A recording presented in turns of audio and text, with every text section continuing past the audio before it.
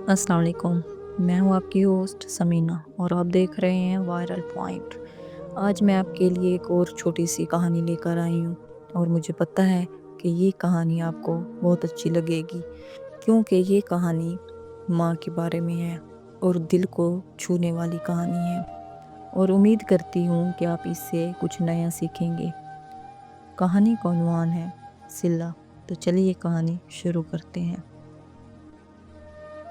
घर में दाखिल हुआ तो देखा बीवी बैठी है, रो रही है। क्या हुआ?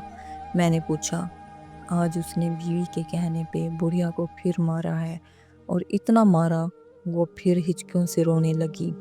तुम्हें क्या? वो उसकी माँ है, तुम्हारे नहीं। और फिर बुढ़िया ज़बान चलाती होगी, मैंने उसका गम गलत करने के लिए कहा। आपको कुछ पता भी है? उस बेचारी को फालिज है, बीवी ने तल्खी से जवाब दिया। पहले तुमने कभी बताया नहीं कि उसको फालिज है। अच्छा छोड़ो, हम कर भी क्या सकते हैं। मैंने मौजू बदलने की कोशिश की।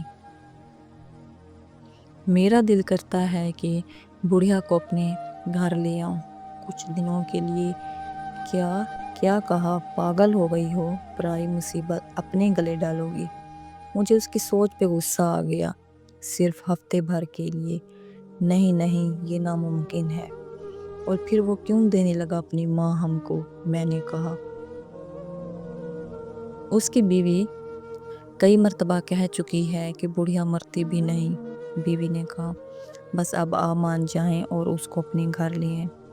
ये कहती हुई वो मेरे पहलू में आ बैठी।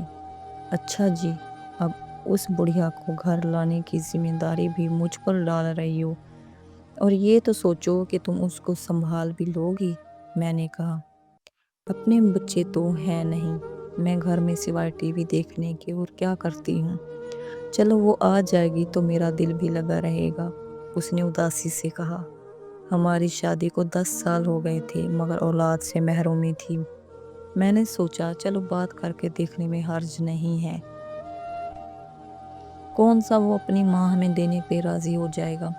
अगर राजी हो गया तो वो बुढ़िया मुस्तकिल गले पड़ गई तो मैंने अपने खदशे का इजहार बीवी से किया। ये तो और अच्छी बात है, उसने खुश होते हुए कहा। अगले दिन शाम को काफ़ी सोच विचार के बाद मैं उनके घर गया। मैंने प्लान के मुताबिक उससे कहा कि मेरी बीवी फालिज का इलाज कुरान पाक से करना जानती है और आपकी वालदा का इलाज करना चाहती है। ये सुनकर उसने किसी खुशी का इजहार ना किया, तो मैंने बात जारी रखी कि उसमें मसला ये है कि आपकी वालदा को हफ्ता भर हमारे घर पर रहना होगा। आप फिक्र ना करें, हम उनका अच्छे से ख्याल रखेंगे। ये सुनकर उसके चेहरे पे शर्मिंदगी और खुशी के मिले जुले असरात पैदा हुए। उसने थोड़ी सी बहस के बाद इजाज़त दे दी। मैंने उठते हुए कहा कि इलाज में 15-20 दिन भी लग सकते हैं। उसने और भी खुशी महसूस की। कहने लगा, सलीम साहब, मैं चाहता हूँ कि मेरी माँ ठीक हो जाए, भले महीना लग जाए। और यूं अम्मा मुस्तकिल हमारी होकर रह गई। वो बुढ़िया सफ़ेद रुई का गाला सी थी। मुनासिब खुराक और देखभाल ना होने की वजह से हालत और ज़्यादा ख़राब थी। मेरी बीवी ने तन मन धन से उसकी सेवा में जुट गई। उसके लिए हर चीज़ नई खरीदी गई। बिस्तर, कंबल, चादरें और कपड़े। अच्छी खुराक और खिदमत से अम्मा के चेहरे पर रौनक आने लगी। पता ही नहीं चला महीना गुजर गया। पहले उसकी बहू हर 2 दिन बाद आती रही, फिर 4 दिन का वक्फा हुआ, फिर हफ्ता होने लगा।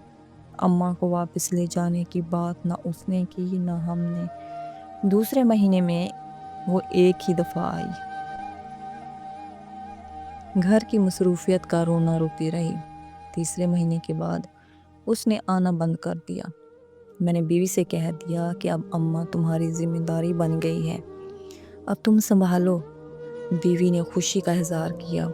ये गालिबन 7वां महीना था कि इस आदमी को اس کی بیوی نے اپنے دوست کے ساتھ مل کے قتل کر دیا اور بعد میں وہ خود بھی پکڑی گئی۔